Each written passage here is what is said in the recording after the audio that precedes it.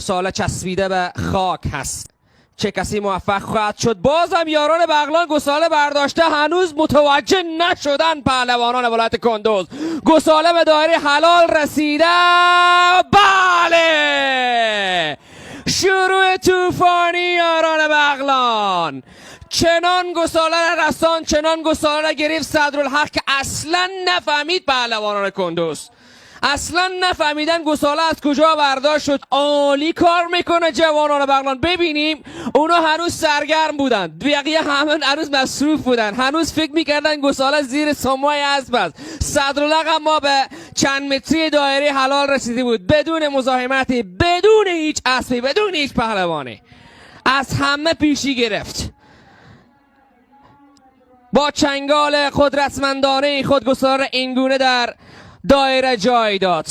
رقابت دو اسب جیرند، دو پهلوان چیره دست، دو پهلوان فوق‌العاده. صدرالحق با شماره 4 میره به سمت دایره حلال. وای وای وای وای وای وای وای، چه میکنن این هواداران تشویقگر با این پهلوانان لایق در میدان مسابقه؟ چه میکنن این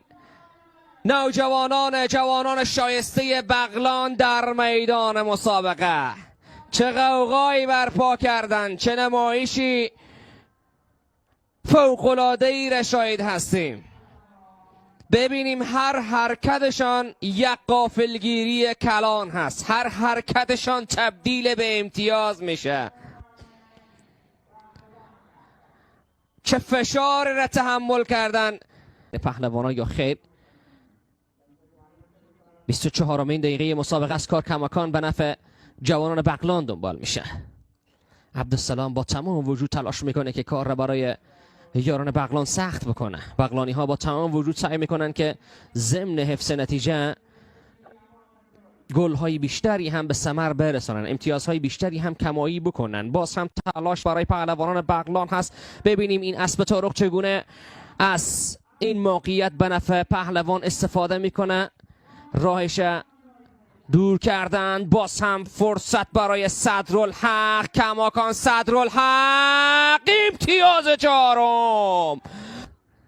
صدرنشین شد در برابر همه پهلوانا. 2 امتیاز را به تنهایی گرفته صدرالحق. میشه برداشت جیک به جیک هست باز هم بین پهلوانان دو تیم.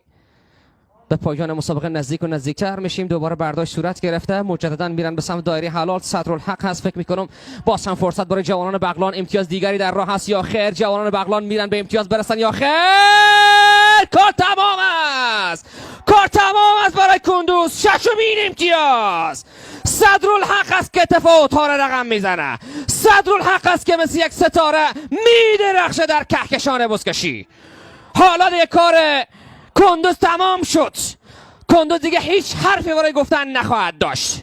آخرین امیدهای کندوز از بین رفت. آب سردی بر پیکر کندوزیان و جوانان بغلان شجاعانه و مردانه رفتن به فاینال مسابقات برابر ما پترول.